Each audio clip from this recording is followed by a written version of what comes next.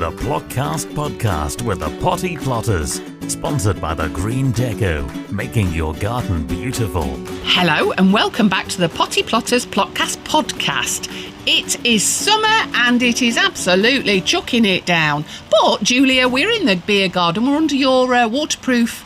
Well, what would we describe it as? Well, let's say we bought it as a sunshade because that's what it is. It's a sunshade, but it's also waterproof. So it's now like we're in a tent, if you can imagine. I don't want to imagine ever being in a tent. Those days have all gone. In fact, if you were in a tent, if you were in a two-man tent, your feet would stick out the end, wouldn't they? Yeah, but my head would go through the top as well. No, you're not, because I'm not going. Anyway, so let's get on with this, because we are up to episode 29. And I'm Elaine. And I'm Julia. And here's a reminder how to get in touch. No tent, no festival, no nothing. Okay. It is straight into Facebook, Instagram and Twitter at Potty Plotters. TikTok at The Potty Plotters. Email us, naughtycorner at pottyplotters.uk. Or check out our website, pottyplotters.uk. And thanks to everybody who has been getting in touch. So they found us. We don't need to be in a tent anywhere near a festival or anything similar, Julia. We are simply going to be ourselves on the allotment. So carry on sending in your photographs that they have been sending in and also questions. We do get excited, don't we, when they come in? Yeah, we do, because it's like someone's listening. So we have had a message from Anne in Chesterfield in North Derbyshire about her carrots. And her message says, "Not bad for a first attempt. At least I got wonky carrots. Love listening to the podcast." See, and that proves that she does listen to our podcast, because she said what we wanted people to say, which is love listening to your podcast. Yeah, you were going to say something different. Love the podcast. That's fine. It's yours is the shorter version of mine. That's okay. Same difference. We've also had one in from Sue in Stockport. She's given us an update with a photograph of her cucumbers. Now, do you remember she contacted us in about April time and she'd got a problem. She didn't know whether or not to plant in compost bags or whether to do it in buckets, but she's put advice heeded, and she, as I say, has sent a photograph in of her cucumbers going good but very steady. So well done, Sue, and glad they're growing so well. That's brilliant. And we've also had another question in from Sue Bond, and she said, "Love the show." Oh, that's nice. Right words, right. Quick question. None of my first earlies have flowered yet. Is it a problem? Will I still have potatoes? And will they ever flower? Do I harvest anyway? Help! Thanks. That was a nice voiceover there. Thank you, Julia. Yeah. Well done. The advice I would say is don't worry that they've not flowered. Something's obviously taken a fancy to them. Mine didn't flower either, ironically. And as soon as they did start to, something ate them. But I can tell you that I've dug up the taters, absolutely perfect. And mine were swift, and I also did rocket as well. Absolutely lovely. So get your fork in there, Sue, and don't worry about it. Well, what I said to her, what I advised her when I wrote back was, because Jerry's haven't had any flowers, some of his haven't, so some varieties just don't flower. So I advised her if they were earliest kind of the time span, 10 to 12 weeks, and just get her hand in and have a little furcle. Yeah, but you like doing that, don't you? I do like a little furcle, and she did do that, and she pulled a root out, and she did have some, so hurrah! Handy hint. Have a tickle. Do you get what I mean, though? I said handy hint. No, handy. Right, okay then. Okay. Right then, let's get cracking. Oh, hang on. We've got another question. Okay. Gareth, producer Gareth. Oh, yeah. How's your... Hello. You can get a word in. Wake him up? Yeah. How's the greenhouse going, Gareth, after we sorted it out for you? It's a little wild, to say the least. Oh, flipping. We've got to go back. But you might have to, but I bought you something. Oh. I bought a present. What's this? So, you know, when you came round and we couldn't pronounce the variety of tomatoes that we were planting, not Beefmaster, the other ones. Yeah. We've got some, and I want you to taste them. I have washed them. Oh, good. So take one and try them. Thanks. Nice bag as well. These are nice, they're nice size. A little tiny. Well, they were, because they've tomato. got that many side shoots. We had to take them out, so they weren't growing quite as big as they could have done. But the side shoots. That's the size they're supposed to be. That's the size you buy them in the shop. shop. The ones that I've got in my polytunnel are the same variety. Yeah, but you've got whoppers, Julia. Just don't say that. Okay. They're very nice. That's not bad at all, Gareth. Perfect with a bit of salt. No, I don't need salt with that one. No, very nice. Lovely. Where did you buy them from? I bought them from a well-known supermarket. Right. It isn't Tesco, Morrison's, Waitrose. Marks and Spencer's, Aldi or Lidl.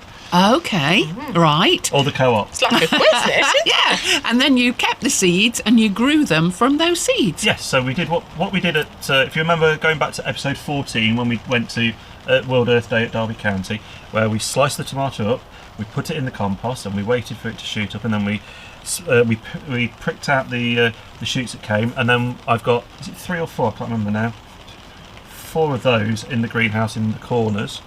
And that's the second batch I've had off them. I've already eaten some of them. Oh, well done. Oh, well done. That's worth showing off about, isn't it? I am. But if not, nip in on our podcast and hog a couple of minutes. That's what I would say. Yeah. Oh, and you did.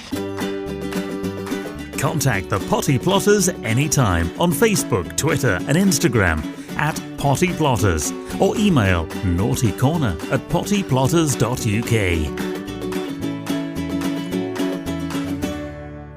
Then let's get on to proper stuff. Thanks, Gareth. Get back to your place. Thank you. Right then, kohlrabi. What on earth is it? Well, it's the alien plant. That's what I like to call it. It is an alien plant, isn't it? It's a brassica.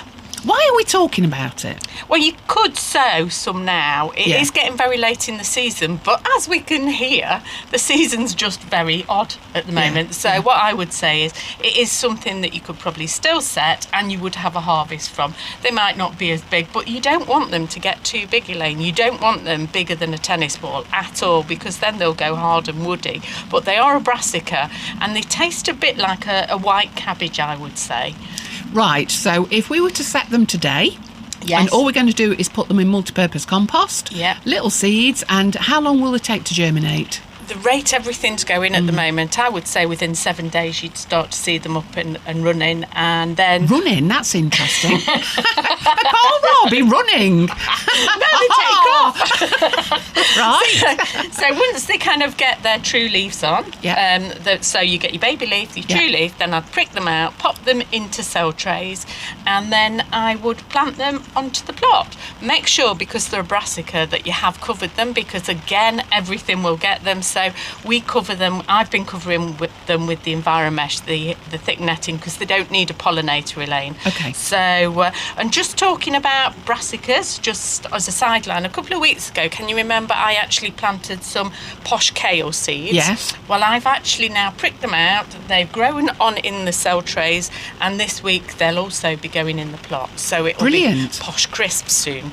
That is great. The other thing is, Julia, that you fill in the gap. Yes. Because often what tends to happen is people are growing, hell let loose, really, isn't it, from April, May onwards. And then what happens is, as we start to harvest everything, everywhere becomes, it's a wasp. Yeah, that's all right. Get rid of that.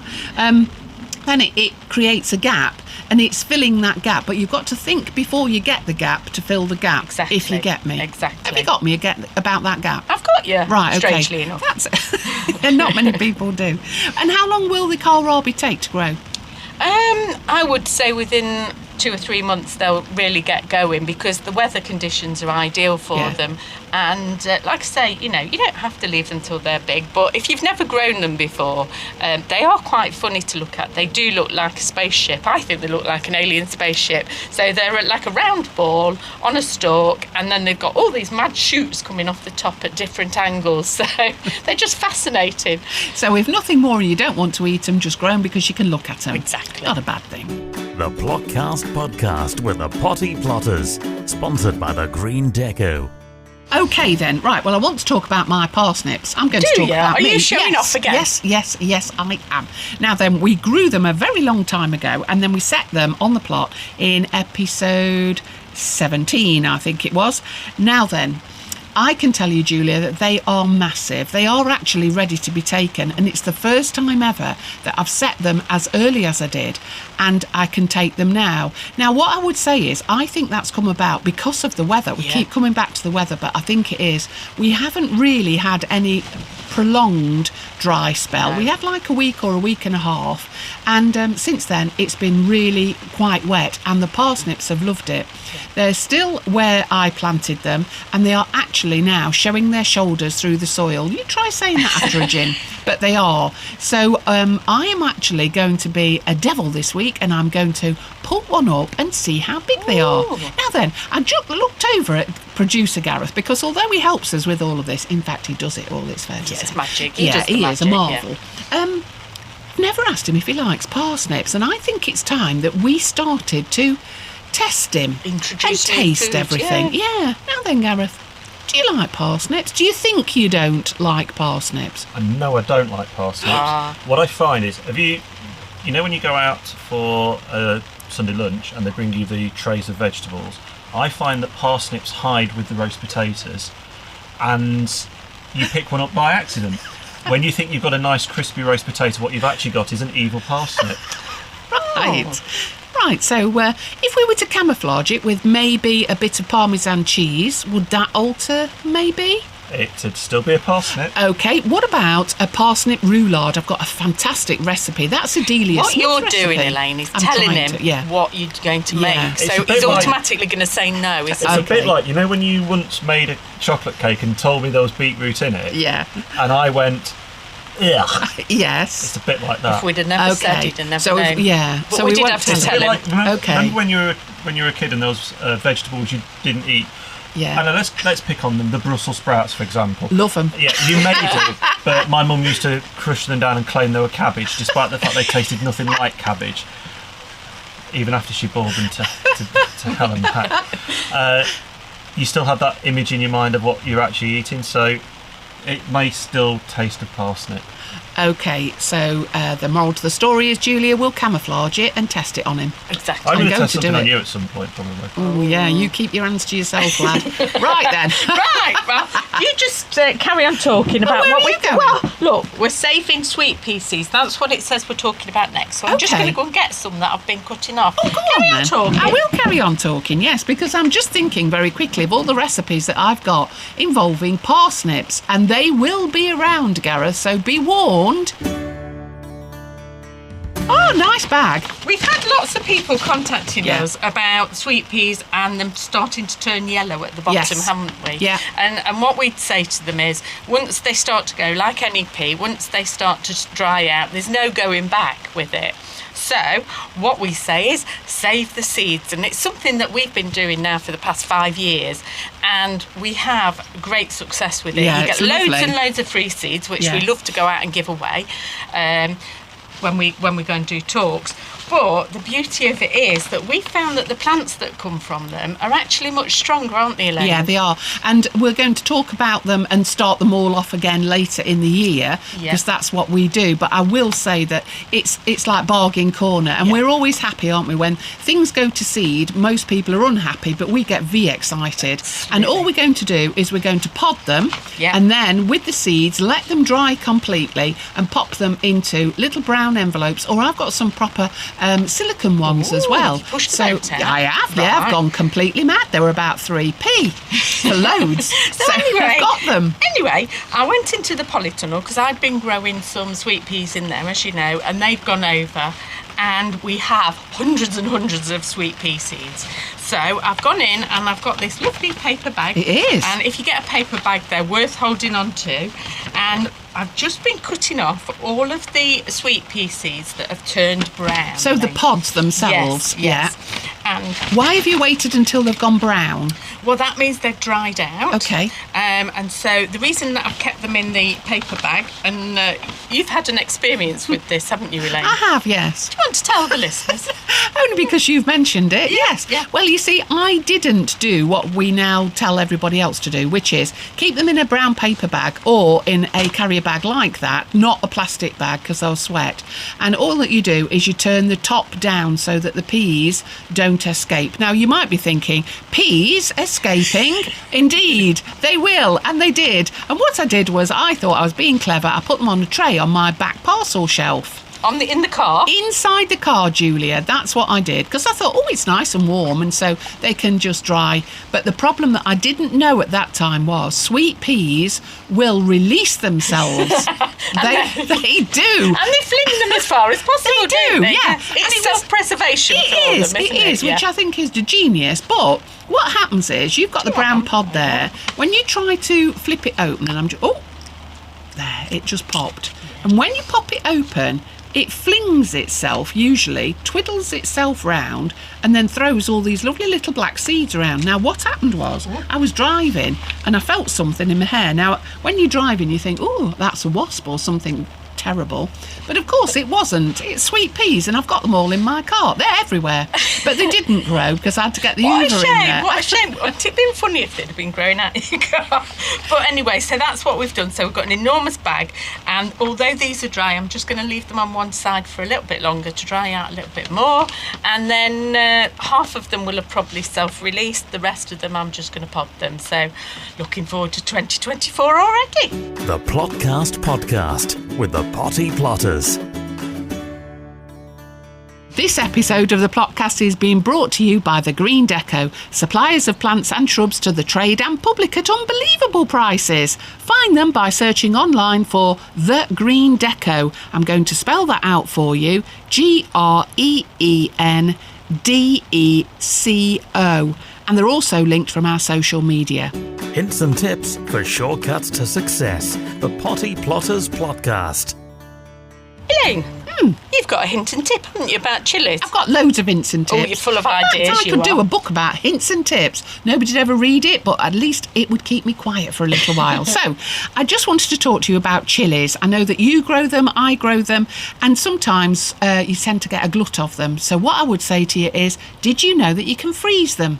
No. Well, you can. So what I do is the ones that go red, in particular the cayenne, what I do is as soon as they go red, pop them into a plastic bag, put them in the freezer, and then every now and again, when more actually ripen, stuff them in. And before you know it, you've got a bag full. Use them by just simply defrosting and pop them into your curries, into your rice, whatever it is that you want to use them in. There. Oh. Did you know? But you've got a big freezer, haven't you? I've got lots of things, Julia, but I'm not going to talk about it on here. The Plotcast podcast with the Potty Plotters. Looking at your melons, Julia. I beg your pardon? I have, and I have been in. I've looked at Jackie's as well. Yeah. And I think you have got some competition. But I wanted to talk to you about, do you ever get mildew on your melons? No, I don't, but I know somebody who does. I'm looking at Gareth here, because when we went to Gareth's little greenhouse that was very full and crammed, we did notice that the melon had got mildew growing on it. Melon mildew? Melon mildew, and it's quite common, and the reason it's common is because he had no airflow getting around his melons. You can't argue with that. No. And what about you? Have you got any?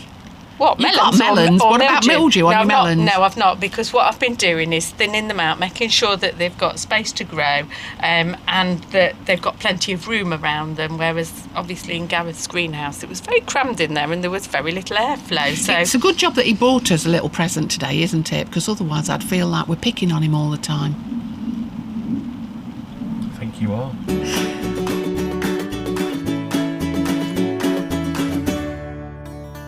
Why is it that sort of this time of year people are already contacting us about having green tomatoes, but why is it that so many people have still got green tomatoes, Julie? Because I'm in the Tomato Fest and it looks like Gareth and you are, but where have people gone wrong, or have they gone wrong? I wouldn't say they've gone wrong. What I would say is it's been later this year. Definitely the tomatoes have taken longer to ripen, I think just because of the weather conditions. We've not had much sunshine really, have we?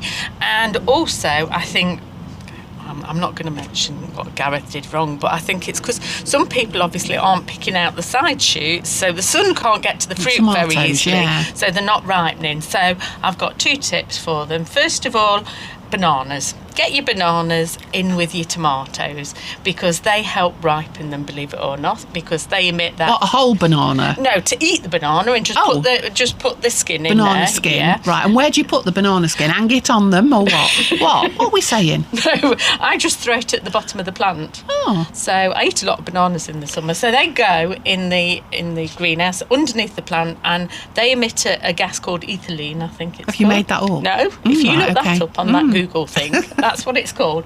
And that helps ripen the tomatoes. Also, when you're picking and you have got red tomatoes, if you leave 1 or 2 that are red, they will carry on ripening the others around them. And one thing you can be doing is slowing down on the watering. Yeah. A little bit, because that also makes the plant think it should be coming to an end and therefore ripening the tomatoes. Well, we've got plenty of water at the minute, haven't we? The Plotcast podcast with the Potty Plotters, sponsored by the Green Deco. Well, we talked about dahlias, Julia. Well, I talk about them all the time, but we did talk about them on the Plotcast on episode 23. But now I want to talk about deadheading them. And ironically, I was talking to Helen over on plot, is she on plot 8 or 9? 9. Just yesterday, and she was asking me how and when to deadhead a dahlia. So it's the right time to be talking about it. Now then, what I want to tell people is don't just take the head of the dahlia off. Go right the way down to where that stem meets the main stalk and snip it off there. And you usually find that there's some little shoots ready that are going to produce some more flowers. So do that. The other thing is, Helen asked whether it's the pointy bit or whether it's the round bit, i.e. the head. At the bud, yeah. Yeah. At the top, yeah. And I think that's really important, actually. I always think point behind and face forward. That's the way that I remember it. It's another hint and tip, actually, Julia. Point behind means that the flower is behind, it's done finished, and gone. yes. Right, okay. So you can take that off and again go right the way down the stem to where it meets the stalk and take it off. Where you've got the round one, that's actually a new flower, it's a new bud. Leave that. Oh, yeah. That's actually a good advice there, Elaine. Well, you're sounding like that was a shock. Thanks. Okay. What are we doing next time Next time, well, we'll be doing something different. Oh, really? Yes, we will, because next week it's National Allotments Week. Da, da, da, da. You'd have thought the producer Gareth would have had a trumpet of some sort at this stage, wouldn't you? It's our week, it's like, oh, hello, now then. Sorry. That was very timely, Julia. That'll do it, yeah. And what are we doing then? Well, we're going out and we're going to talk to people about why they've got allotments. Okay. We're going to be taking some gardening questions as well. Yeah. We've got lots of interesting people that we're talking to. So we've got Ed Morrison from an allotment called Roots Allotments in Bath. And we're also talking to Bethany Leake, who is a researcher at Sheffield University, who's running a project across England investigating the diets of allotment growers. Well, good luck on that, Bethany. But that actually sounds very interesting. That's a bit of a worry, really, because I've put 4 stone on since I've had an allotment. I think that's all the cake you foist upon me, but... Was that chocolate and beetroot by any chance? Well, it's every kind of vegetable cake. I convinced myself that it's healthy because it's got a vegetable in it, but that's not true, is it? Yeah. So it sounds very intriguing, Julia, and what we need to do is to remind people to get the pens and papers ready. Have you got any pen and paper? Yes, people don't use that anymore. No, I like pen and paper. Do you? What do you do with it, Julia? I write on it, believe it or not, Elaine. That's what people did in the olden days. Shall we do a menu order now then? Because I think it's time to shut up. Let's just have a cup of tea or something. Oh, that's a good idea. You got your pen and paper and you can do an order. No, I can remember there's only 4 of us here. The Plotcast podcast with the Potty Plotters, sponsored by the Green Deco, is an Amberland Media production.